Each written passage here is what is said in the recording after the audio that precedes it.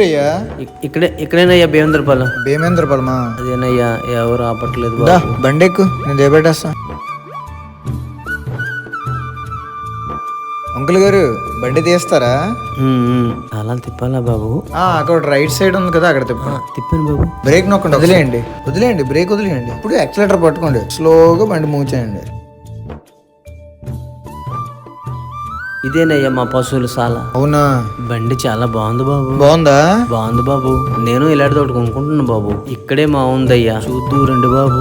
చూడు, మా ఆవుని పిలుస్తాను, లక్ష్మి అని పిలుస్తాను, వచ్చేస్తుంది. మీ బండి మీకు ఎంత ముద్దుకుంటుందో మా ఆవు మాకు అంతే ముద్దుకుంటది బాబు. అవునా?